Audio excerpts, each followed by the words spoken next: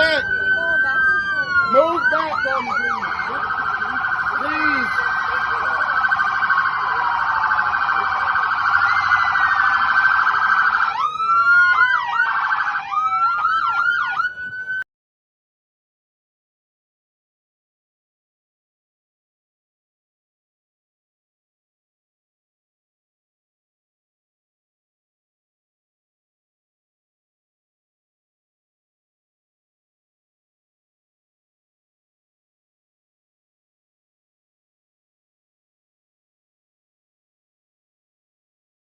Power rarely ends with a bang.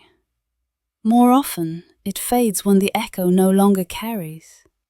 In this sense, Donald Trump's days are not limited by clocks or calendars, but by something far more decisive: a changing moral and spiritual atmosphere in the nation. History shows that no figure, political, religious, or imperial, loses influence because an opposing force attacks it head-on. Influence ends when people stop feeding it with fear, outrage, and constant attention. What replaces it is not chaos, but conscience. Across cultures and centuries, moments of deep national fracture have been followed not by louder leaders, but by quieter ones. Monks, contemplatives, non-violent teachers, and spiritual minimalists have always emerged when societies grow exhausted by spectacle. They do not shout down kings, they outgrow them. Trump as a symptom, not the source. Trump did not create division in America, he amplified it. He became a mirror for unresolved anger, distrust, and longing for dominance disguised as strength. His power has always depended on reaction. Outrage fuels him as much as loyalty. But reaction is a finite resource. People grow tired. What we are witnessing now is not simply political fatigue, it is spiritual exhaustion. Many Americans are no longer asking who will win, but what kind of people are we becoming? That question cannot be answered by rallies, algorithms, or slogans. It can only be answered inwardly. The monks are not an organization, they are a shift. When we speak of the monks, we are not necessarily speaking of robed figures or a single movement. We are speaking of a posture, restraint over rage, presence over performance, wisdom over volume. Monks do not unite nations by force. They unite nations by reminding people of what they already know but have forgotten. That dignity does not come from domination, that truth does not need to scream, and that power rooted in fear always burns itself out.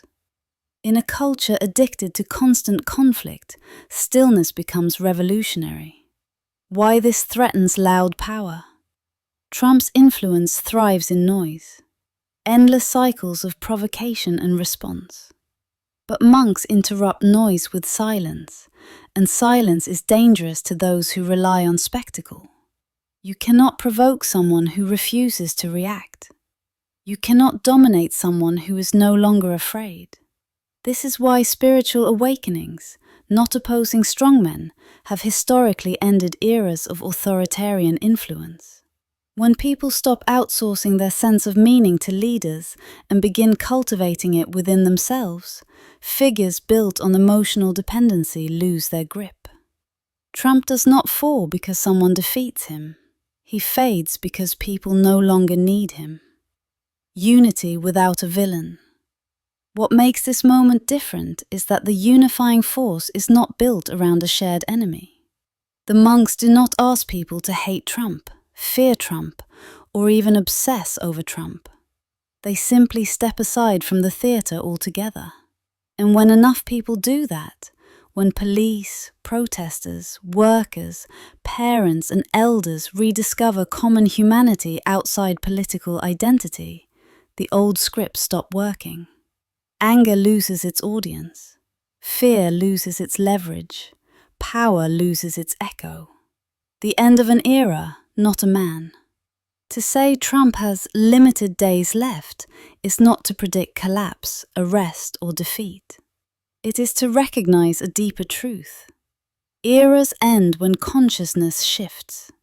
When the nation begins to value peace over provocation and clarity over chaos, figures built on division find themselves speaking into a room that has quietly emptied. The monks do not march on capitals. They walk people home, to themselves. And when a nation remembers who it is beneath the noise, the loudest voices no longer lead. They simply fade into history.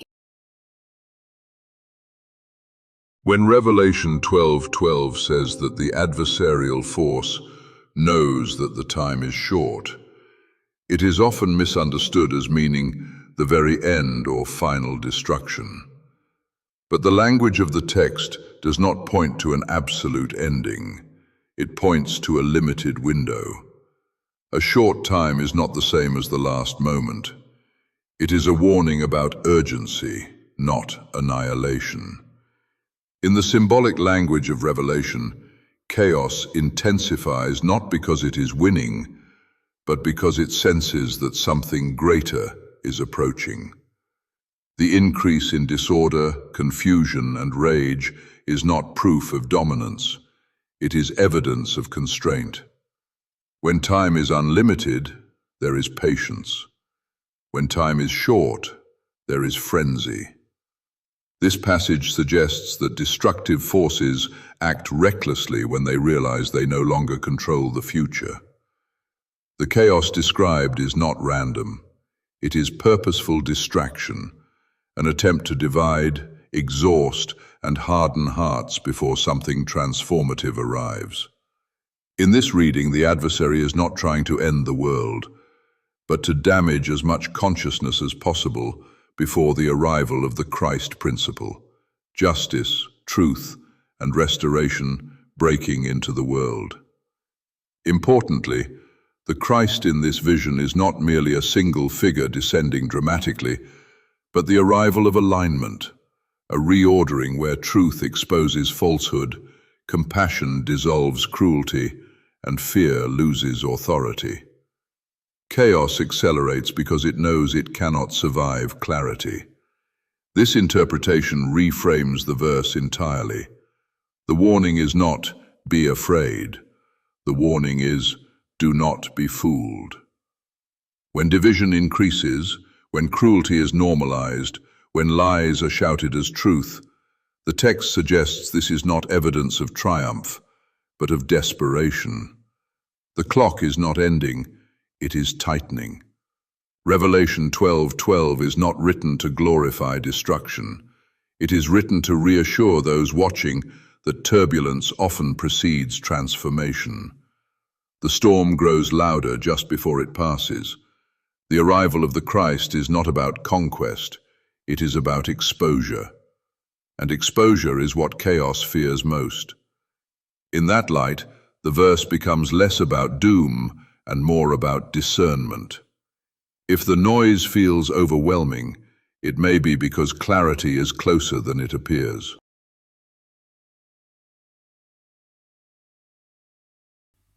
If today's message spoke to your heart, remember to like, share, and subscribe. Together, we'll keep uncovering the living words written in red, words that never fade.